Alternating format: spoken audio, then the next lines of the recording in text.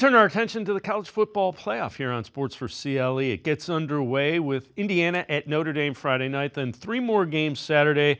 The final one of those three, Tennessee at Ohio State. Dalton, again, what do you expect from that one? It's an intriguing matchup. What do you expect from Ohio State, Tennessee?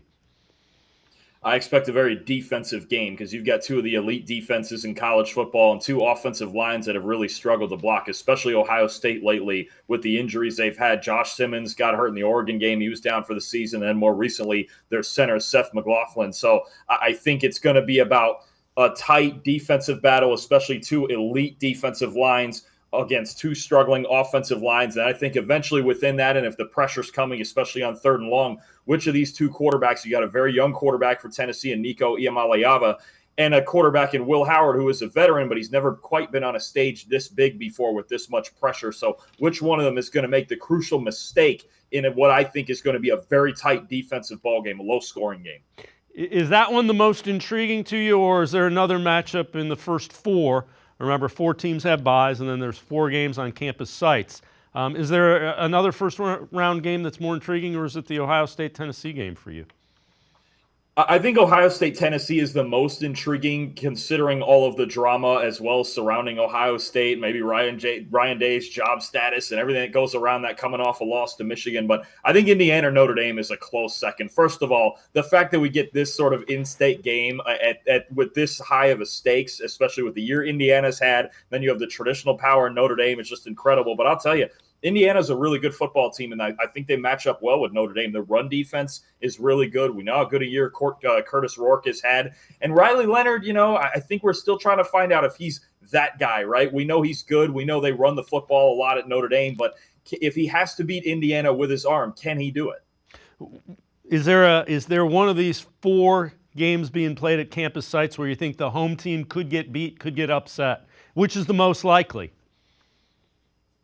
I got to be honest. I think it could be Ohio State. I think they got the worst possible matchup that they could have. Of all the teams in the playoff field, I was talking to my co-host Max Chadwick about this as we were waiting for the selection to happen.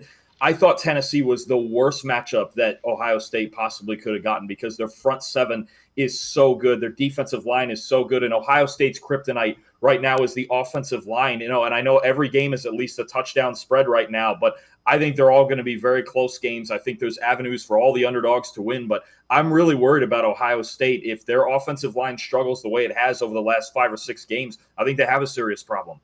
Were you surprised that they kept trying to run the football against Michigan when they were having such trouble? And the thing that tunnel screens, screen passes, get the ball outside into the playmaker's hands if you're having trouble. I mean, it's pretty simple.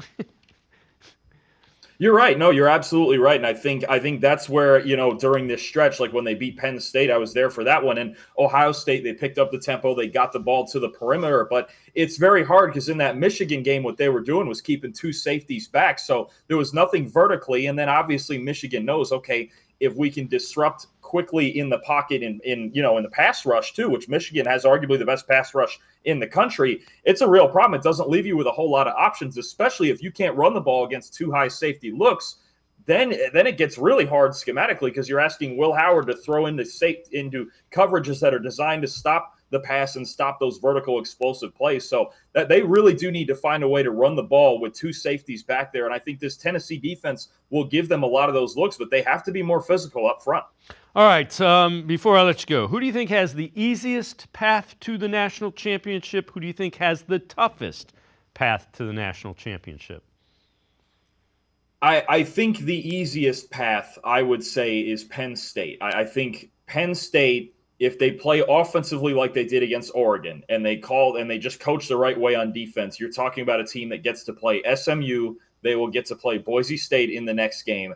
And then your options are either Georgia, possibly without Carson Beck, or Notre Dame or Indiana, right? And I think Indiana would be extremely interesting because they didn't get to play each other in Big Ten play. But I think you have to look at Penn State as getting the favorable draw as the 6th seed there. But they also have kind of that big game nervousness about them, right? There's been a lot of talk about James Franklin and them against top 10 teams and things of that nature. So nothing's ever a given, but Penn State, I think, definitely had an advantageous road to at least get to the title game. And It seems like Oregon has a pretty tough one for what was a number one seed. Yeah, for sure. If you're talking about their first two games are going to be against either Ohio State or Tennessee, and then against possibly Texas, who might be one of the three or four best teams in the country in the semifinal, that is a tough road. So you wonder what they're going to do. There's already been talk about restructuring the seeding format to avoid that sort of thing. But look, if Oregon believes they're the best team in the country, then they have to go out there and prove it anyway. Eventually, you're going to have to prove it. These are all really good teams. I think they're 12 really good teams who are all threat to beat each other. Even in a game like Clemson versus Texas, that's the 5-12. Texas can't mess around in that game and turn the ball over. They could get upset, right? So I think anybody could beat anybody. Eventually, you have to win 3 or 4 really tough ball games. But Oregon's got a tough road, especially if they have to play Ohio State, a team that, that's a rematch game, and they've already beat them once. It's hard to beat a team twice in the same season.